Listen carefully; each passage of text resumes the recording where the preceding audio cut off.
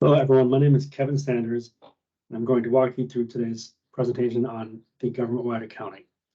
We'll start by covering the accounting principles that set up how all this needs to work, and then we'll move on to discussing the actual processes we use here at the City of Portland. One of our main goals in financial reporting is to carry out what the gaffer describes as the governmental financial reporting model. This model combines fund financial statements and the government-wide financial statements to provide a complete picture of the government's finances. Each of these takes a different perspective, and each has their own set of principles and standards backing them up. As governmental accountants, we use a lot of terms that are specific to our industry. Trying to understand everything that goes into the government-wide accounting without first understanding these terms by themselves will be a challenge. So let's start digging into these terms and work to understand them before we move on. There are two sides to the government-wide reporting, which are governmental activities and business type activities. The governmental activities includes all the governmental funds as a rule and can include the internal service funds as well. The internal service funds can also be reported as a business type activity, depending on how your government uses those funds.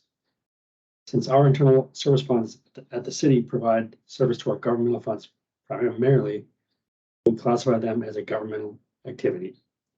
If, on the other hand, the primary use of an internal service fund was the enterprise funds, then we would classify that internal service fund as a business type activity instead. This fact about the internal service fund introduces a potential area of confusion when trying to understand these terms. Remember that governmental activities includes all of the governmental funds as a rule, so this means it will always be this way across every government. Governmental funds are used by governments to account for activities that are primarily supported by taxes, grants, and other revenue sources. We have 5 types of governmental funds that all get rolled into governmental activities, which include the general fund, special revenue funds, debt service funds, capital project funds, and permanent funds. Not every government will have all of these types of funds, but anytime they do, you'll know that they are part of the governmental activities. The proprietary activities are made up of 2 different fund types, those being enterprise funds and internal service funds. Enterprise funds are used to account for activities which are supported by charging fees for the provision of goods and/or services provided by that fund. As an example of this type of fund is utility-based funds, such as the provision of water to a government's citizens, where that fund is supported by charging fees for the provision of that water.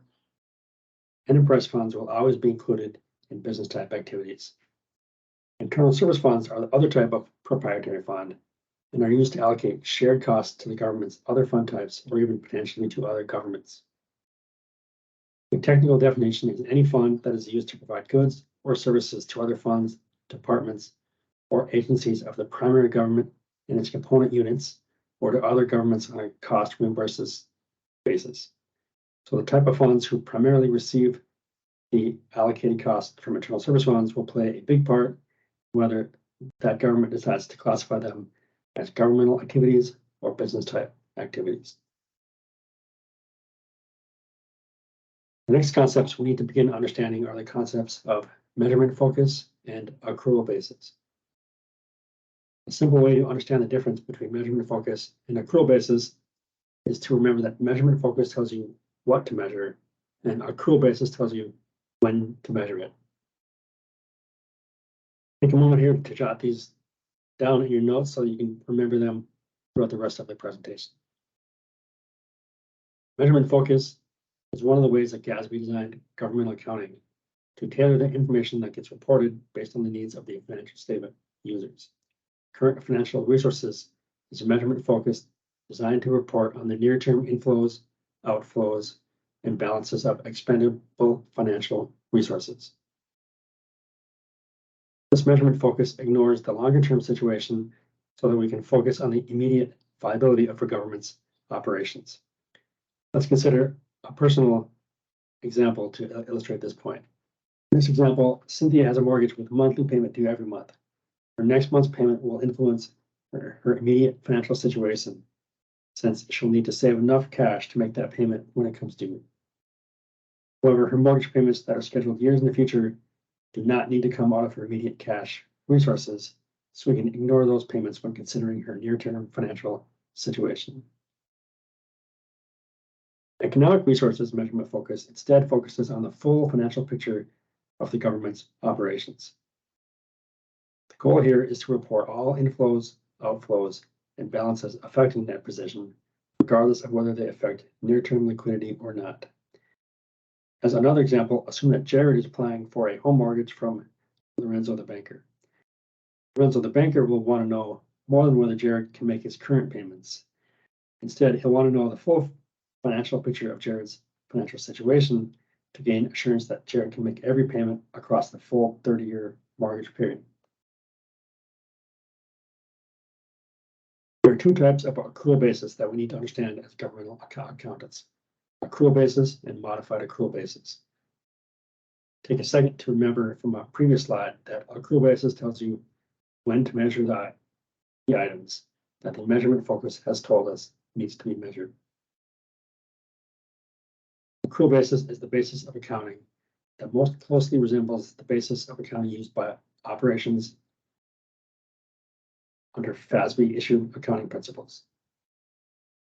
Revenues are recognized when earned, and expenses are recognized when a liability is incurred, regardless of the timing of cash flows. In practice, governmental accountants commonly refer to the accrual basis as a full accrual because we typically find this to be an easier way to distinguish between the two accrual types, even though accrual basis is the technically correct name. But throughout the rest of this presentation, to keep things clear, we'll refer to accrual basis as full accrual. Modified accrual basis recognizes revenues not when they are earned, but when those revenues are measurable and available to finance the expenditures of the current period. Another way to express this is that revenues are recognized when they are susceptible to accrual. Expenditure recognition is slightly more complicated, but for the purposes of this presentation, it's enough to understand that expenditures are recognized when they are due and payable in current financial resources. Now that we understand these concepts, we can define the governmental financial reporting model, of which the government-wide plays just one part. The governmental financial reporting model is the combination of the governmental fund statements and the government-wide statements to report a full and complete picture of a government's finances. The government-wide statements reports an entity-wide view using the full accrual basis and the economic resources measurement focus.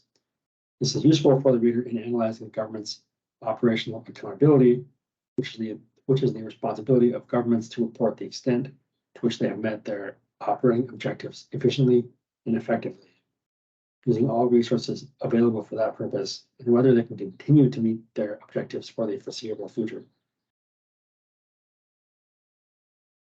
Governmental fund statements, on the other hand, are better at reporting on fiscal accountability. Fiscal accountability is the responsibility of governments to justify that their actions in the current period have complied with public decisions concerning raising and spending of public monies in the short term. While governmental activities and business type activities get combined to make up the government-wide numbers, the fiduciary activities do not. The fiduciary activities are excluded from the government-wide numbers because those funds represent monies not available to support the government's own programs. Instead, fiduciary activities represent monies that the government is holding onto for the benefit of other parties. We're now finally ready to turn our attention to what exactly we're going to be doing when we compile the government-wide financial statements. As we can see from this graphic, the goal is to combine the governmental funds and internal service funds into the governmental activities column of the government-wide financial statements, assuming you're classifying your internal service funds as a governmental activity. The governmental funds, which uses the current financial resources measurement focus and the modified accrual basis of accounting, needs to be converted to the economic resources measurement focus in the full accrual basis of accounting. The enterprise funds get rolled into the business type activities column of the government-wide financial statements. Converting the enterprise funds to the business type activities column, the government-wide financial statements, is quite simple actually, since they use the same measurement focus and accrual basis in both cases. Generally, all we need to do is move the numbers from the enterprise fund financial statements into the business type activities column of the government-wide statements, and we're done. This is as simple and easy as you're ever going to get in preparing these government-wide statements. Converting the governmental fund financial statements numbers to the governmental activities is quite a bit more complicated, however. First of all, we need to recognize that governmental funds use a different accrual basis and measurement focus than the government-wide statements do. So we need to figure out all those differences and make adjustments to the governmental fund numbers so that we can report them using the economic resources measurement focus and full accrual basis of accounting. So this isn't quite as easy as converting the business type activities, but if it were, then we wouldn't need this presentation in the first place. The internal service funds, like we have previously discussed, can be rolled into either governmental activities or business type activities. The primary consideration is how the government uses those funds within their organization. Just like with enterprise funds, this process is potentially a bit easier as compared to the governmental funds, since the internal service funds also are on the full accrual basis and economic resources measurement focus. All right, so we've covered the basics and we're now ready to start getting into the specifics of what we'll be doing when preparing the government-wide financial statements. Starting with the numbers reported in the government's fund statements, we'll begin by converting the governmental fund data that is reported using modified accrual and current financial resources measurement focus to the format needed for the government-wide statements, which uses full accrual and economic resources measurement focus. After that, we'll consolidate the fund statements by eliminating any interfund balances and activity so that we aren't over-reporting our revenues and expenses. This can happen by reporting interfund revenues and expenses where both sides of the transaction are occurring within the same government. Once the step is complete, we should be left with an interfund balances number in one column, say the governmental activities column that offsets dollar for dollar the interfund balance in the other government-wide column. And finally, we'll allocate our direct costs and disallocate our indirect costs. This is done so that the government-wide statements report only the direct costs and none of the indirect costs. Take a moment to look through this graphic and you'll see that there are several balance sheet items that are not included in the governmental fund statements, but are included in the government-wide statements. These include capital assets, unmatured principal, interest, unamortized premiums, discounts for long-term debt, and the unamortized difference between the net carrying amount of refunded debt and its reacquisition price. Any portion of certain accrued liabilities not expected to be liquidated with expendable available financial resources, and any deferred inflows or outflows for pensions and OPEB. Bring our attention now to the statement of resource flow items. We can see that there are several items which are included in the governmental fund statements, but not included in the government-wide statements. These include the issuance of long-term debt, debt service principal payments, capital outlays, and the receipt of the proceeds from the sale of its capital assets. The textbook way to do conversion, meaning the way that they would teach you in college and the way that the governmental accounting, auditing, and financial reporting book, aka the GAFR, will teach you is to use an adjustment worksheet. An example is shown here from page 244 of the GAFR for the conversion of the issuance of long-term debt. The adjustment worksheet simply works by listing out your relevant account beginning balances and makes the adjusting entries in the middle columns, sums everything up to get the restated balance in the fund. The initial balance here are the numbers that would appear in the government fund statements, and the restated balances are those that would appear in the government-wide statements. Using this example of the issuance of long-term debt, we can see that we can see from these graphics that the issuance of long-term debt is reported in the governmental fund statements, revenues, expenditures, and changes in fund balance, not reported in the government-wide statement of activities. Some of the other financing sources, bond issuance row of the adjustment worksheet, we're making a debit adjusting entry of $4,700, the amount of the original issuance in this example, to remove that financing source.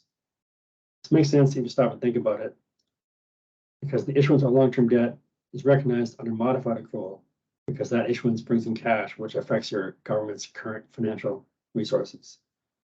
The liability, on the other hand, is not recognized under modified accrual because that liability is not expected to be paid using currently available financial resources. The issuance of long-term debt does get recognized under full accrual and economic resources measurement focus, which is not concerned with whether something will impact those currently available financial resources, but concerned with the long-term impact. The long-term impact of the issuance of long-term debt is simply a swap of a cash asset for a debt liability. The entry to bonds payable in the adjustment column is offset with a debit to other financing sources, bond issuances, which we've already discussed. We also see a similar entry being made here to adjust the discount on that issuance of long-term debt, which are the amounts for $10 in this example. The entries for the discount work in the opposite direction, since the discount on long-term debt is a contra liability. If we were adjusting for a premium instead, then those debits and credits would mirror each other.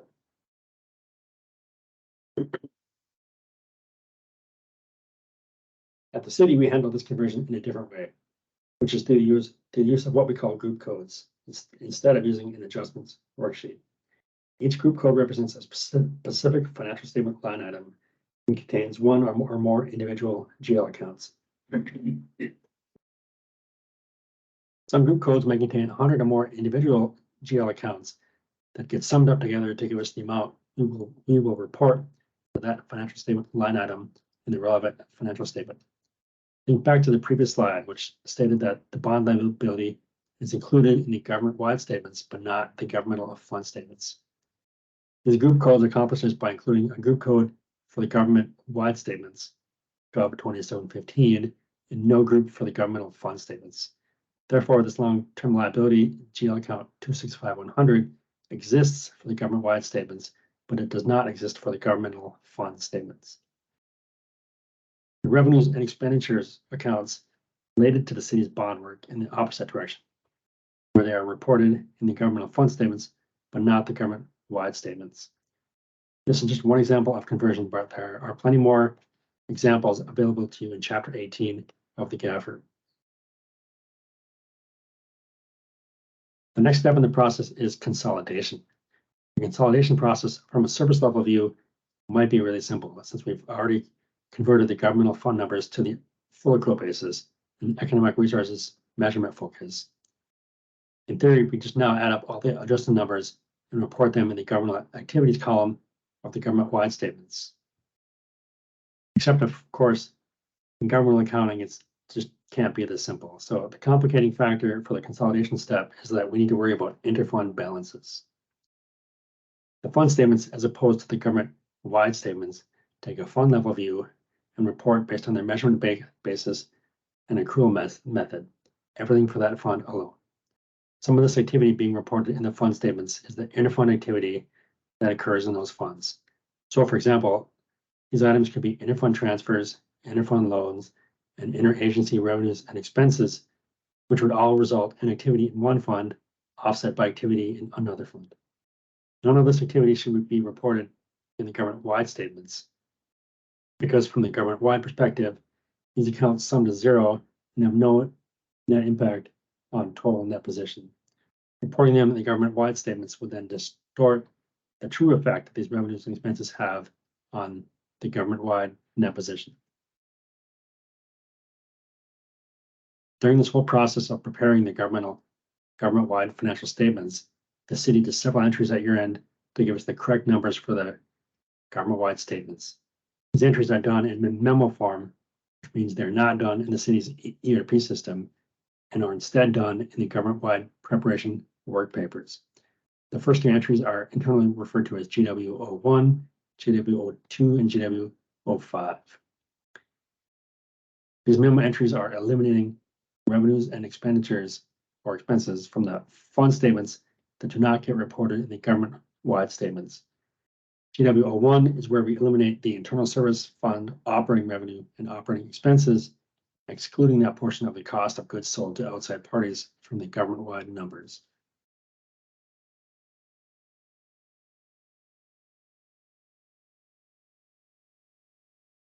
In the above screenshot, we can see an example of how this works. The columns containing the internal service fund data individually have all been removed from this view in order to get it to fit better on the screen. So recall that our goal here is to eliminate from the government-wide statements any revenues and expenditures that are entirely internal to the city. Since the internal service funds primarily provide service to the city itself, the majority of these revenues and expenditures will be eliminated by making an adjusting entry to debit operating revenues, credit operating expenses less cost of goods sold to external parties. The portion of cost of goods sold to external parties is calculated by dividing operating expenses by operating revenues per each internal service fund individually and multiplying that percentage by the total charges for services from outside sources for each fund. This will give you a cost of goods sold to external parties for each internal service fund, which in this case added up to $46,855,485. This number is subtracted from total operating expenses to give you the total internal operating expenses. The operating revenues to be eliminated then are only those that are from internal customers of the city or other city funds. This number is calculated to match the total operating expenses to internal parties, since examining each revenue across the entire government is typically not going to be feasible. In the previous slide, we covered the internal service fund elimination entry, and in this slide, we're going to discuss the interagency elimination entry. The interagency elimination entry eliminates the internal revenues and expenses or expenditures for all of the city's funds. At the city, these are the interagency revenues and expenses that we label with GL accounts, beginning with the 6.4 and 6.5. These numbers are summed up from the SAP extract, and then we debit the revenues and credit the expenses for the elimination entry. These are shown here summed up by function, which are community development, environmental services, and so on. Here at the city, we do another elimination entry, which we call GW05, which is the look-back adjustment. The look-back adjustment eliminates any internally generated profit loss that may be present in the internal service funds. Note that any profit and loss present in the internal service funds from external parties should not be eliminated, since we're only trying to eliminate internal activities. This is one entry that may seem complicated, but it's actually fairly simple in theory. You start by setting up a table that contains all of the interagency revenues and expenses or expenditures across all the funds and compare those to just the internal service funds alone. We then perform an analysis to break those into categories by functional area, which is not shown in this slide. And then we calculate our allocation percentages, which give us our elimination entry. These look-back adjustments that were shown on the previous slide get input into the bottom of the proprietary fund statements and are a reconciling item, which tie the fund statements net position to the business type activities government-wide net position. The adjustment shown on top of 10,759,519 from the city's fiscal year 2021 ACFR was calculated on the previous slide to be 1,082,255. This 1,082,255 gets added to the previous year's cumulative balance look-back adjustment, which is done since we are working with balance sheet accounts in this case, which carry over from year to year. The bottom adjustment of 269,185 is an input into the proprietary fund statement of revenues, expenses, and changes in net position before the final change in net position lie. This number is not added to the previous year's balance, since now we're working with revenues and expenditures which do not carry over from year to year. Here we have an example of an adjusting entry from step 3 for allocation and disallocation entries. But in simple terms, So we are essentially doing the same process as the previous entries from step 2, which is to eliminate internal revenues and expenses. So here we have an example of what we call GW03, where we are disallocating the general fund overhead allocation from the government-wide statements. Similar to GW02, where we eliminated interagency revenues and expenses, we now sum up the effect of the overhead allocation, which we book to accounts 640010 and 650010, and then debit the revenue account and credit the expense account. The above screenshots show just a portion of these work papers.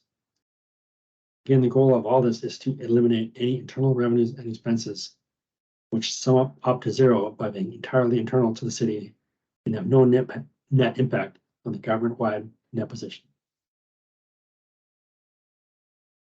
All right, so let's do a quick recap before we move any further with this process. According to the gaffer, the steps that we have covered so far, those being consolidation, elimination, and allocation, disallocation, make up all the statements, all the steps that go into converting and consolidating fund data in order to prepare the government-wide financial statements. In practice at the city, the consolidation step is done through the use of group codes instead of an adjustment worksheet. The elimination entry is GW01, where we eliminate internal service fund revenues and expenses, GW02, where we eliminate interagency revenues and expenses, and also GW05, where we eliminate any internally generated profit and loss that is present in the internal service funds in order to tie fund statement net position to the government-wide net position. The city also does another series of memo entries which aren't called for in the standard, but are used in order to make our accounting process more manageable throughout the year. These entries are done via memo entry only at your end because they're only needed really when preparing the government-wide statements. And putting them into our ERP system would only make our accounting system more and more complicated. Here we can see a summary of the presentation entries that are used at the city in order to appropriately classify various account balances in the government-wide statements. We won't go through each of these individually, but feel free to pause the video and read through them if you wish. Essentially, with the majority of these memo entries, we're analyzing various account balances and breaking them out according to their true nature for proper presentation in the government-wide financial statements. Memo entry GW10 is of particular interest because this is the entry that books the government-wide net position balances for both governmental activities and business type activities for inclusion in the government-wide financial statements. At this point, your government-wide financial statements should be prepared and ready for publishing in your annual comprehensive financial report. But we're not quite done yet. As one of the final steps in this process, we'll need to prepare the reconciliations between the government-wide statements and the governmental fund financial statements. These reconciliations usually apply to the governmental funds only, since the enterprise funds use the same accrual basis and measurement focus as their government-wide counterparts, and therefore don't need a reconciliation in most cases.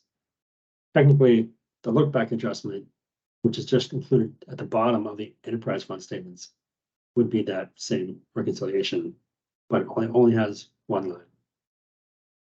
Here we can see the reconciliation of the governmental funds balance sheet to the statement of net position. In the ACFR, this would be one combined page, but I split it up into two separate screenshots to make it more easily readable. For the reconciliation, we start with the total governmental funds fund balance and list each of our adjusting items until we get to the government-wide total net position of governmental activities.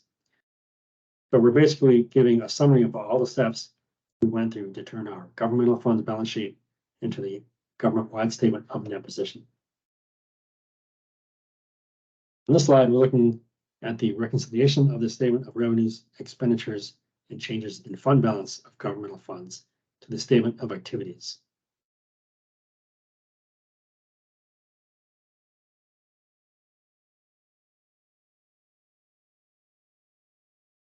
One second. Similar to the balance sheet version, we start with the net change in fund balance for the governmental funds in total and list each reconciling item until we arrive at the change in net position for the government-wide governmental activities. This is generally the more complicated of the two reconciliations, since while the balance sheet reconciliation can mostly be linked to specific line items on either the governmental funds balance sheet or the governmental activities statement of net position. This version of the reconciliation generally requires careful analysis of the revenue and expense activity. Since each government's accounting system and chart of accounts is different, going through that process in detail won't be practical for this presentation. I do, however, encourage you to pause the video and read through each of these items while thinking about how these items will apply to your government and how you can pull this information. So that's it in a nutshell. So you made it to the end of this government-wide financial statement preparation process and the end of this presentation. At this stage, take a little time to review your work papers again, make sure everything ties, and make sure to round the numbers so all the statements tie to each other. For further information on this process can be found in the GASB statements, the GASB codification, in chapters 5, 18, and 19 of the Governmental Accounting, Auditing, and Financial Reporting Guide published by the GFOA. Thank you and have a good day.